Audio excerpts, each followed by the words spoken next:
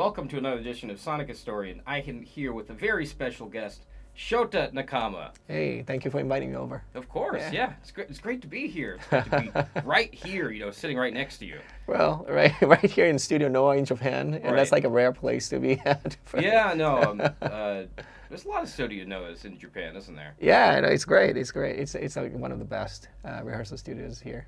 Yeah. Well, first maybe you should probably introduce yourself a little bit for somebody who doesn't probably know who you are. Right. So yes, my name is Shota Nakama. I produce Sonic Symphony. Sonic Symphony is the official Sonic the Hedgehog concert tour, and we have a rock band and orchestra on stage, and we perform music from Sonic the Hedgehog, completely in sync with the video on screen and lighting and all that stuff. It's a pretty spectacular symphonic rock redemption of Sonic the Hedgehog, I guess. Right, yeah, right. Yeah, and we have singers, and we all sing along, and yeah, it's that's what I do right now. Yeah. So something I have everyone who I've met who are involved with Sonic, tried to do this. I just recently started it, but I have this. Here's my pen. But what it was is, you wanted the pen? Oh no, here's a pen. Put it in my pocket. What it is I have everyone sign this who are involved with Sonic. All right. I recently got one of the original manga artists Damn, nice. draw the first Sonic in the book, but you will be the second. Okay, great. So what I'd like you to do, I don't know if you can draw. I'm not gonna draw. You're not gonna draw Sonic? Like No. you could try it, but Well, okay. right. I will give it a try. I'll draw something of Sonic. Okay. I can do the ring. All right, ring's Yes, fine. I can do the ring. Yes. All right, there you go. Here you go. And then put your name in there, maybe. Yes. Yes. Here you go. There's the ring. Okay. No, I'm not confident enough to do it in front of Okay. in front of All right, camera. all right. I can't do that. That's fine. That's fair. No, but back then, like before I started music, I wanted to be a manga artist. So Did you? So yeah, back then I drew a lot, but not anymore. Okay. Now I'm too busy with music. How about other people on the crew, the Sonic Symphony crew? Can they draw Sonic? Do you ever ask them? I think they can, and they will just do it regardless, Okay. and they'll be All right. yeah, close enough. So we may meet them today, right, hopefully, yes. if we have permission. Yeah, Of course. yeah, sure, of course. Maybe we could probably talk them into drawing Sonic for us. But, okay. Yes. So first of all, I wanted to ask you. You've been very active on Twitter. Yes. Or X, I guess they call it. Whatever name you want to give it today. Mm-hmm. And there was one tweet that you wrote where you said, "I know there are Sonic fan websites out there. Yeah. I'd love to do interviews and stuff with them all. Mhm. I mean all. Yeah. I just want everyone to know Sonic Symphony because it is the best concert out there. Seriously." So what would you say is the primary motivation behind writing this? Yeah, so the traditional mindset of producers, or traditional way to produce concerts, is like you and your team make a show, and then you kind of just throw it out there and say, like, see if you like it or not. And I didn't really want that approach for Sonic Symphony. I wanted to create something with the community, because like obviously the Sonic community is like very, very strong and passionate. Right. And I wanted to engage with them as much as possible, like hear the ideas and actually implement those ideas and evolve the show. And interviews, like that was just like, one of the things I wanted to do. And just I want, it was more like, instead of me talking about the show, I wanted to hear their ideas. And that was the primary motivation, I think. Yeah. Okay. Yeah. So I mean, with the Sonic Symphony, you wear a lot of hats. Yeah. You're kind of like, you're the producer. Uh-huh. You're kind of you're marketing this a little bit. You're, Right. you're working with like the orchestra. You're working with the band. Yeah.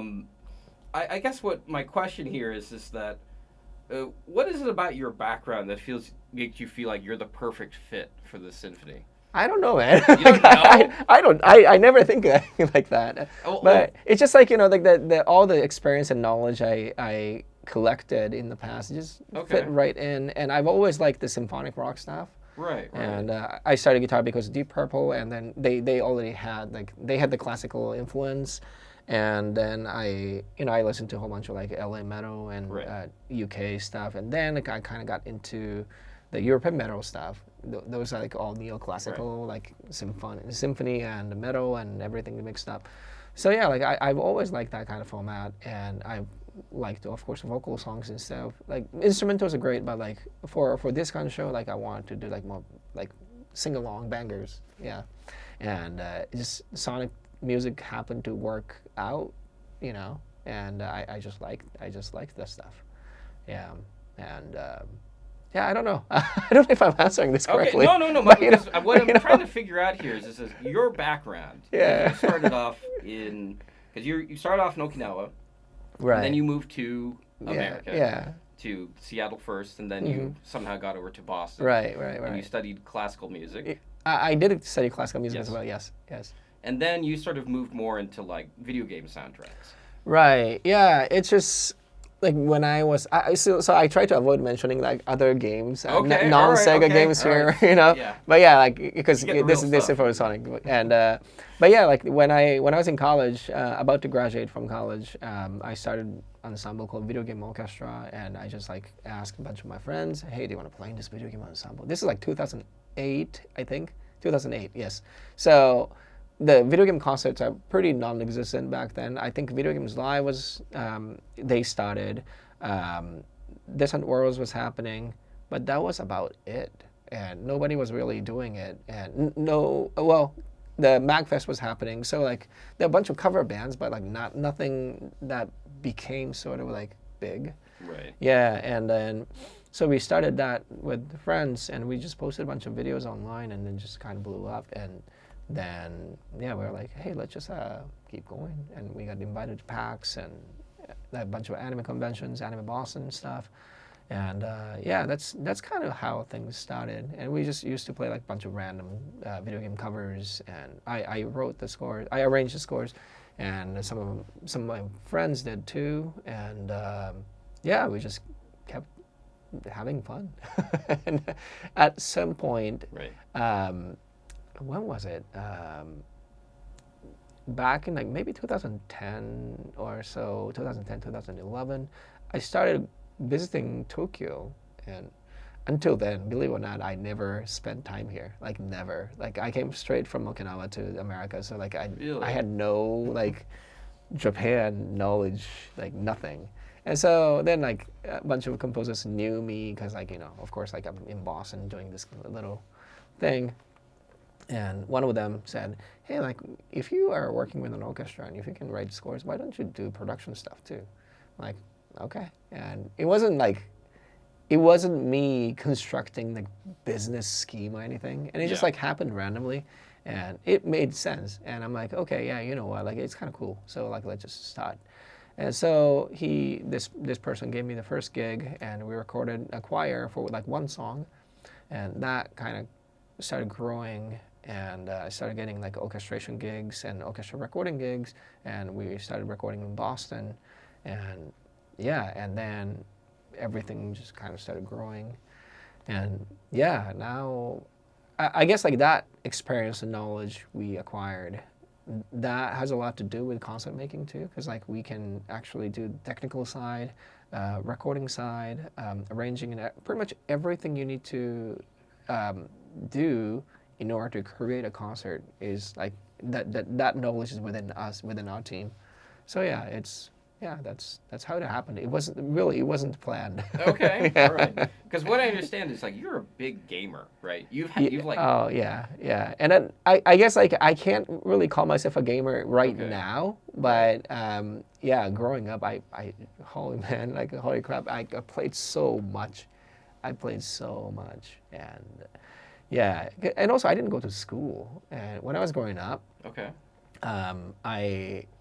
so elementary school I did. Elementary school was fine, but then like I slowly kind of lost interest in going to school. Right. So middle school, I stopped going, and which is a sin in Japan, by the way. Yeah. And this is like I'm talking about like mid '90s, and that's like holy crap! Like why are you doing this? And my dad's a doctor, so.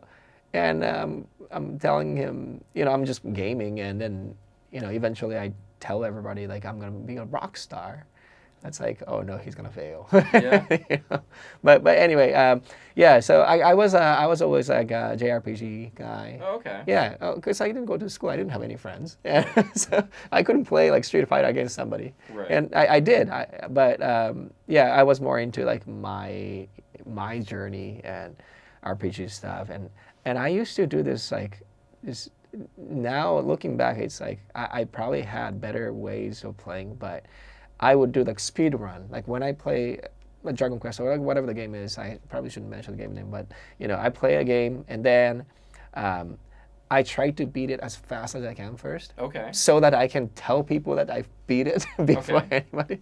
And then I do the second run Yeah. when like I explore. And yeah, so that's what I used to do. So like, you know, Final Fantasy and all the games, like they used to cost you like 70 hours to like, complete the game, right? Right. And then like that, you basically multiply that by 2, and that's how much I spent time on.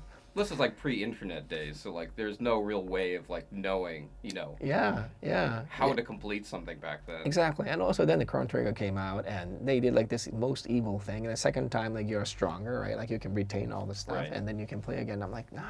But then that kind of made me play more. Right. Yeah. So yeah, I play Sonic too. I had a lot of game consoles, and Could you list all the game consoles you had? yes, I can. So Nintendo, well, Famicom, I should say, Famicom. Did you have the American Nintendo? No. That was well, if I went to the base, I think. Then I probably could have gotten one. That's true. But yeah. So, well, I didn't even know like there was like American version either. Oh, really? Like because back then, like I was like 10. Right. No.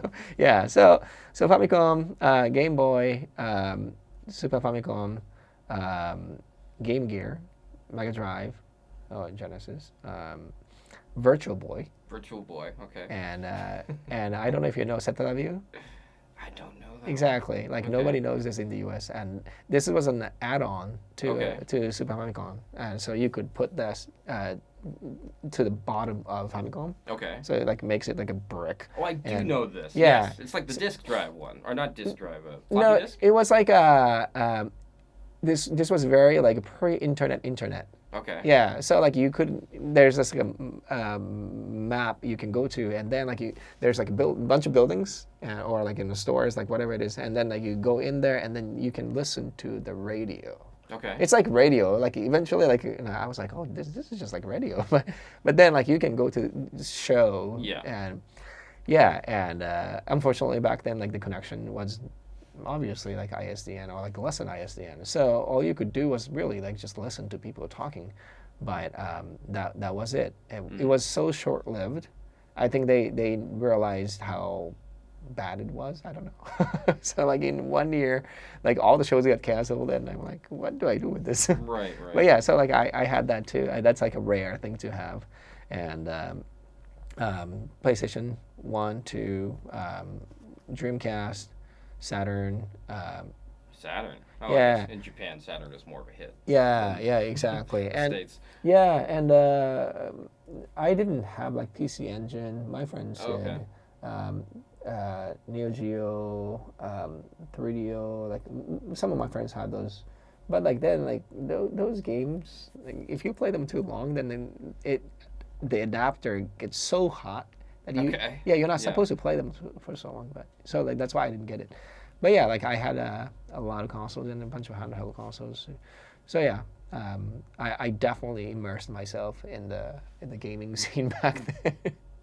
Yeah, well, not many people had a Virtual Boy. I don't know anyone who had that. Yeah, like I'm pretty sure my house was the only house in Okinawa to have that. Wow. She had like a whole library of like games. Yeah, but then even as a kid, I could tell like this is bad for your eyes. Yeah. Like it's like Well, you can especially see. Virtual Boy. Yeah. Yeah. Yeah. So yeah, like but I played a lot, and again I didn't go to school. That kind of changed after I discovered rock and roll. Okay. But yeah, until then I just played games. How would you say the transition is or was from rock and roll from video games? Yeah, so like I watched this band in Okinawa. It's just like a random, like completely random encounter, and I wasn't a music guy, Okay. and I used to listen to classical music too, but because I did piano a little bit, but I definitely wasn't into like rock or pop or like any of those. And one day I saw this band, pretty popular band in Okinawa, covering Deep Purple. Okay. And they played Smoke and Water, Highway Star, and all that stuff. And I was like, I have to play guitar. And Yeah. so I begged my mother, I have to play guitar. And so she, so my uncle, like her younger brother, like he Yeah. used to play in the band. So he's like, yeah, I got a bunch of guitars, so I'll give you one. So he gave me one, and it got to my place and opened the case, and like, so guitar's like this, and I grabbed it, and that was it. I was like, okay, music, it is. Huh. So then, like, That- immediately, I wow. lost interest in like everything else. Like immediately, like this was an immediate transition. Like just, that was it. Huh. Yeah, and then like, I stopped touching games like completely. That was just like a very interesting Wow. phenomenon. Almost like, yeah, and everyone's like, what the hell happened to him? Yeah. Yeah, so I stayed in my room and just like played guitar for like, I don't know. What age was this? This was like when I was, I think 15, I think. Okay. Yeah, and yeah, I would just play all day, all night long, and every morning I would just wake up with the guitar. I'm sleeping like this, and I just Wow, I that's wake up and like, dedication there. yeah, but like I was like that into it, and then like I instead of spending money for games, I spent money for CDs. That was the Right, difference, right. but yeah, so I did. Yeah, I got like really into music.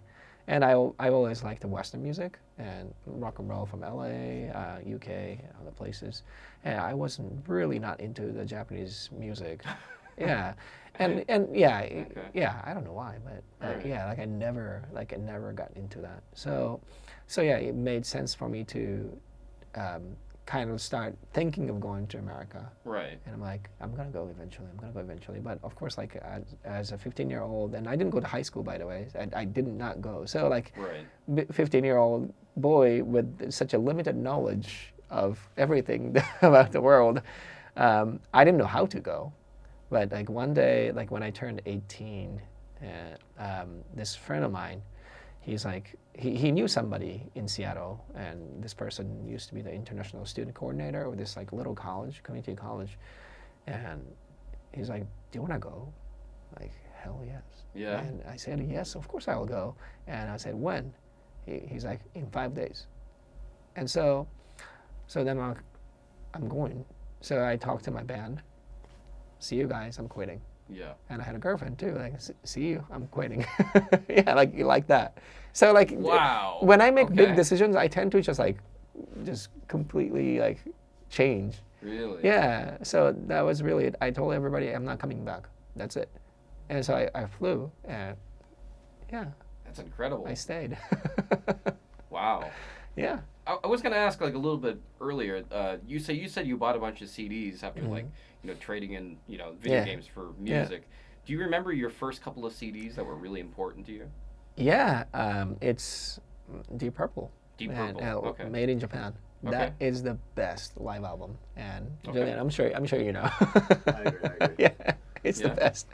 Yeah, and that just that hooked me, and still to date, I think it's like one of the best albums out Really? there. Yeah, Okay.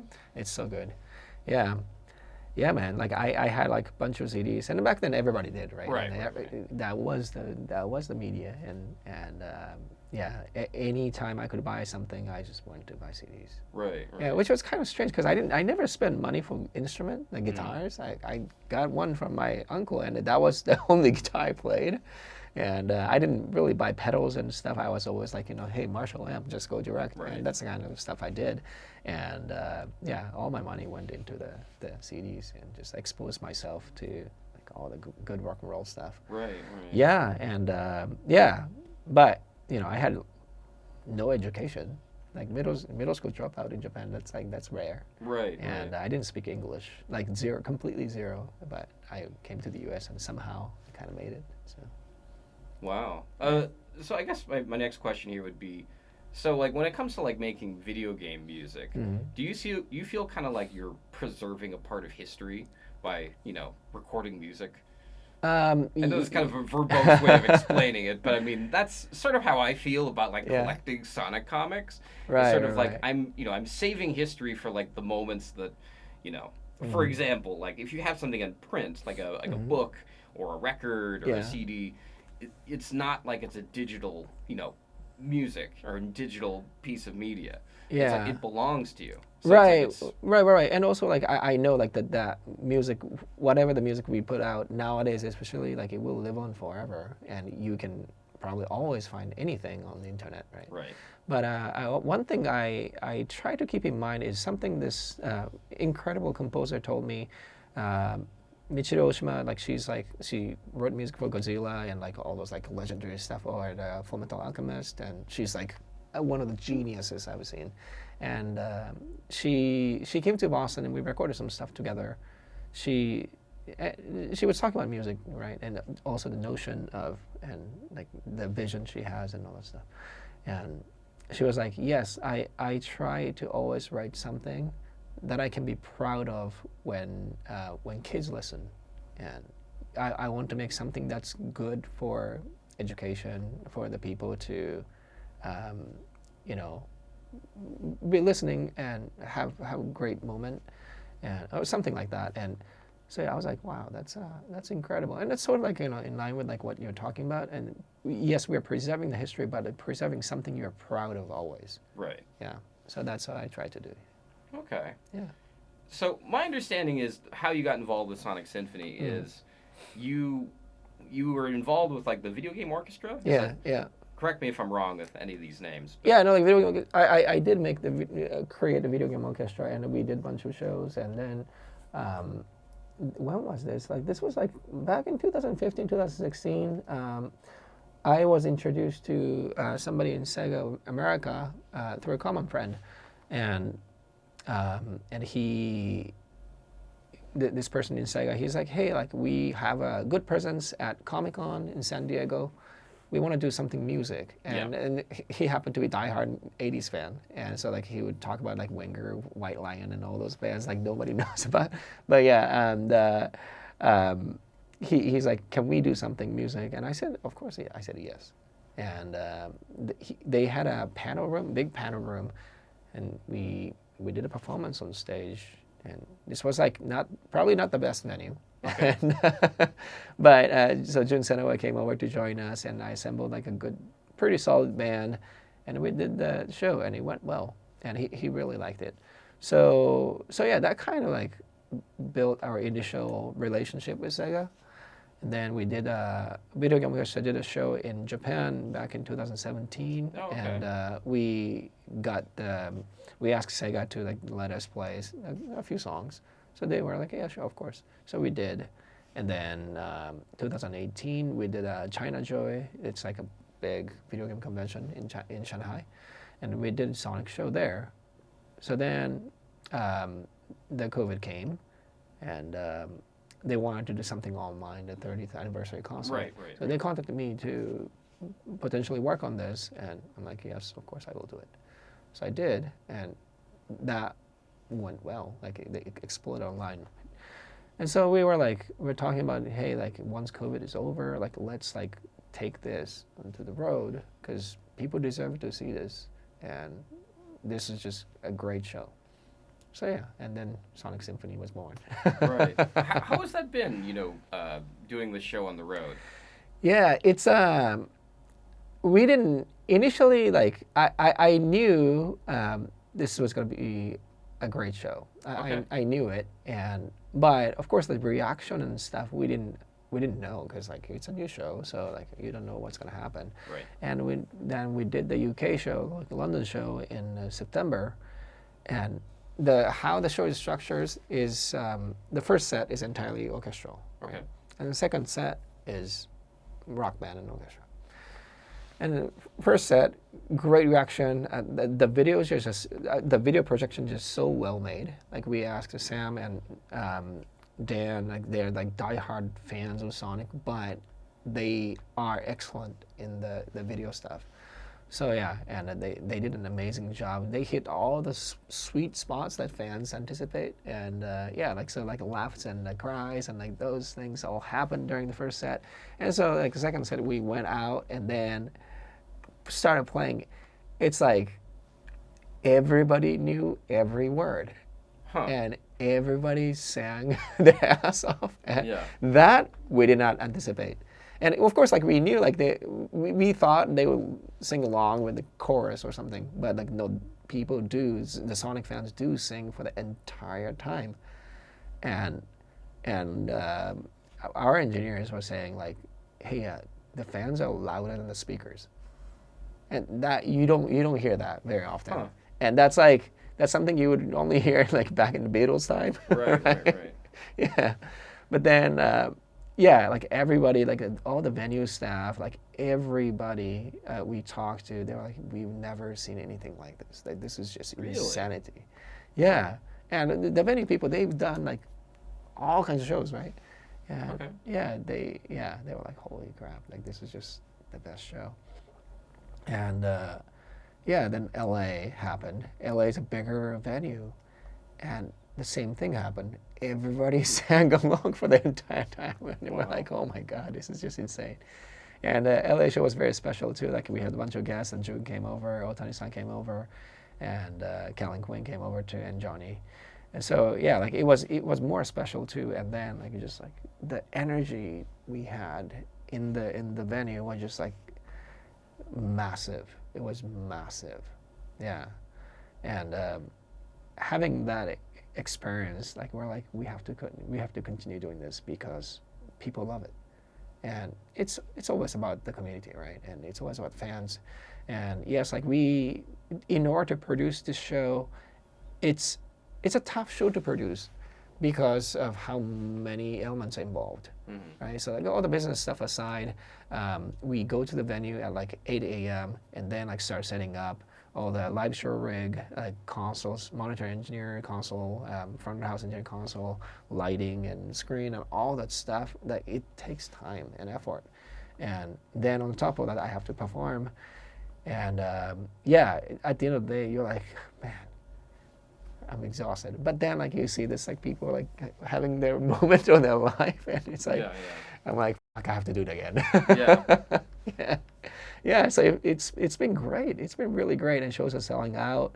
And I guess like Sonic fans never really had this kind of concert. And, Right. Yeah, and people are just like genuinely excited to see this, and I guess we're doing a decent job, and people seem to love what we are doing, and I'm thankful. And yeah, like we want to continue doing this as long as we can. Right. So when it came to like when you first set up the Sonic Symphony, were there a couple of songs you had in your head like right away, like I need to play this? Yeah, like I mean, besides like Green Hill and all that. Right, of course, I know. Also, like Live and Learn, you can't. I don't think you can do a Sonic show without Live and Learn. Oh, right. Because that's like like doing a Deep Purple concert, not playing Smoke and Water, and people are like, why? Fair. Yeah. So yeah, yeah, there are a few songs like that. Endless Possibility is one of my favorites. Yeah, Escape from the City, great song, and yeah, so like there are a bunch of like songs that I like, but I wasn't too familiar with Sonic Frontiers songs. Then Otani-san's like, we want to play this, like Through It All, Undefeatable. And I'm like, guys, like this is so hard. So I could practice my ass off, and we managed to do it. But yeah, like I started really liking the Sonic Frontier songs. Really? And Okay. actually, like I can talk about this now. So for tomorrow's show, we're premiering 2 new arrangements, and we're going to be playing Find Your Flame and also I'm Here. Okay. Yeah, so this completes the Sonic Frontiers vocal songs, and Right. they're just like having we are playing them back to back 4 songs in a row, and like it's like we call it Otani Marathon. Oh, okay. It's just like such right. intense songs, like all them in a row, and we're like really like these are intense songs, like they're hard. You have to practice every day to execute them, and it's like yeah, it's sort of like being an athlete, right? And your arms like if you're slack for like 3 days, you can't play these songs. You have to like practice. So yeah, like there's a lot of prep happening for these songs, but like I think we're finally nailing the songs, and I'm excited. And I wrote the scores for the orchestra too, and I'm excited that people can finally hear these songs. Yeah, and we weren't supposed to say until the Tokyo show. Okay. But obviously this is coming out like Yeah, after the show. this isn't live. So you Yeah. can So yeah, like we're good. And I think for the Toronto show next week we're gonna play these songs too. Yeah. So yeah, I think we'll be integrating these songs into our set. Yeah. Okay. Well, personally, I was going to say, as a Sonic fan, one thing that kind of drove me back to the IP, the franchise, was number one, like Sonic Mania and the movie that came out. For yourself, like, what is it like? Are there any like memories that you have of Sonic that are like really like, in your mind, like when you think about like doing the show, or like when you were approached to do the show, you're like, oh, Sonic, I remember. This. What would you say that is? I think this was when I was 10 years old. Okay. My friend, this is before I owned Game Gear. Okay. And this friend of mine, neighbor, he brought this black big thing like to my place, and I'm like, what is this? I don't have this. I don't have this console. And what is this? Like, wow, the screen is great, like bright and the color and everything's great, but the battery drains so fast. Yeah, but like these were like stupid things we used to say as a kid. But then he had Sonic. Right. And that was the initial encounter of mine with Sonic. And I do believe this was when I was 10, because like that's when Sonic 1 came out, like I think 1991.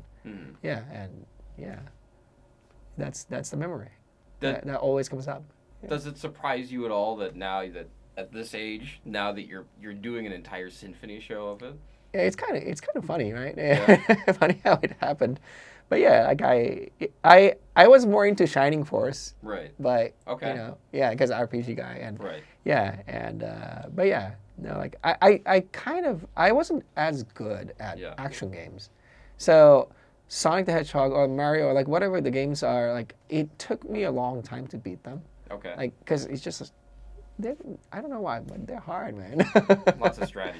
Yeah, exactly. Yeah. Like, and as a child, you don't have a strategy. Yeah. You just go. Yeah. But like, I remember, I remember my friends bringing it and then just playing, and great memory. Yeah. Okay. So if you had like a favorite character that's not Sonic in the Sonic universe, do you have one? I would say Tails. Tails, okay. Yeah, because he's super nice. Okay. And supportive, very supportive. And I want to have somebody like that too. So, right. Yeah. Okay. Is it possible for you to play us a Sonic song? I don't know. Well, I don't have a pick right now. But, oh, you don't? Okay. Yeah. Do you? Oh, okay. Of course he's prepared. I should have asked this earlier. Yeah, pick is somewhere in my hand. This is the pickpocket. That's what this is for. All right. Right. Of course. And you use Jazz 3? Oh my God. You're a guitar player. Yeah.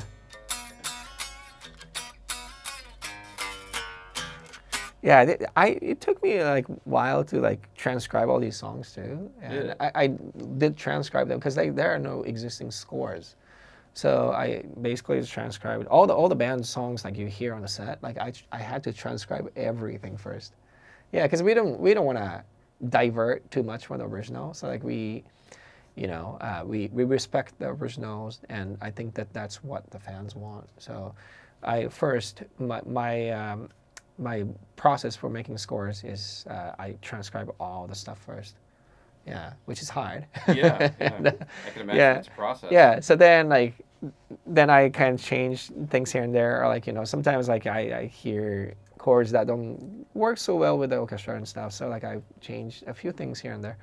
But then I noted all the background vocals too, like everything and lyrics and all that stuff. Then I started adding orchestra, and typically I write from strings first because there are so many more string players than the other people. And then like I kind of start building upward. So I do the strings and then brass and then woodwinds, and then eventually I get to the percussion section. It's like a special skill that is required to do this kind of stuff. The symphonic rock orchestration is hard. It's not easy, and you can't just like pick random orchestrator and just have the person write. And it's you have to have knowledge to do this. So yeah, I happen to have that, and then that's why the second set is entirely arranged by me, and because I know how to make them sound right. Yeah, but yeah, so yeah. Yeah. Yeah, he's their riffs are clever, I must say, because I'm like a riff guy, because Deep Purple, and I love like great rock and roll riffs, like yeah, and yeah, so like when I hear that it's kind of an iconic riff, I'm like, that's great, and Otani-san seems to have like a really good sense of and the Possibilities riff's great, and then like all the modern songs they sound amazing too. So I tend to like those. And vocal heavy songs, I've always liked like vocal heavy, like Def Leppard and Journey. Yeah. Like everybody sings along and all that stuff. Thick harmony. I've really, really liked that. And so yeah, for this Tokyo show, we have 3 friends of mine joining, Kinami, Gaksan, and Yumi. Like they're fantastic singers. They're all local here. Well, Kinami's from Okinawa, but she flew in for this gig. And yeah, we have 3 background singers. They can even like thicken and tighten all the harmonies. And we've been rehearsing the vocal harmonies actually quite a bit. So 2 days ago we did run all the stuff, and yesterday too, and today with the full band and vocals and the guests, and we're running through all the songs. But yeah, like they really elevated the experience. Yeah, and also like I sing background vocals, the keyboard player Derek, bass player Louis, like we all sing. So like it just like wall sound. It's awesome, man. Yeah. Yeah, I'm just like pouring like all my 80s love into this. Yeah. Yeah. I imagine a lot of probably fans love the the 80s synth sounds and everything. Yeah, I think so, because like people say like 80s is dated, but no, like they love it. Do you think you could show the camera a little bit of your guitar? Yes. You have tons of stickers on. Yeah, so like this was just a random thing. So every show that we did, people started handing me stickers, and I was like, where do I put them? Like, I don't want to put them on guitar cases because they're gonna fall, and I can't just keep them at home because then like, why? Mm-hmm. And so I'm like, you know what? Let's just put that on the guitar. So I started doing that, and the more people started giving me stickers, and they're like, hey, can you put mine too? I'm like, okay, there's only so much real estate I have, but I guess I just kept putting them on. Right. Yeah, and I think more to come. Yeah, if people give me more, and then I have another guitar now, so I can do that too, and maybe like, so like on top of each other too, and we can do that. Just eventually this will become like fully Sonic. Right. You can run out of room. Yeah, but it's cool. Like this is like another thing, like related to like what I was talking about, like building the show with the fans, and I want them to be a part of it, part of the show with their stickers even, and it feels great. Do you remember each person who gave you every sticker, or is it? Yeah, because like I follow them on Twitter. And, excellent. Yeah, because like once I receive a sticker and this person says like, hey, like that's mine, I'm like, okay, follow. Yeah. Yeah. Yeah. So if you want Shota Nakama to follow you on Twitter, make sure you get a sticker. Exactly. Yeah, that's the easiest way. Yeah. Because a lot of times I don't pay attention to like followers and as much, and I just read news and stuff. Oh, right. But yeah, but whenever like people talk to me and people want to know stuff, I try to post as much as I can, and I think that's the respect I can pay to the fans. They deserve to know what's going on, and I think interacting them on social media makes it easier for them to give me ideas too. So if you could like talk to yourself like back when you first touched that Game Gear to play the Sonic game, and you told yourself you're going to do an entire symphony show, a worldwide tour, what do you think you would say? You think you'd be surprised, or like you wouldn't believe it, or? I mean, like Okinawa is a tiny island, yeah. And back then like we had no information, so like I probably would have said, what is a concert?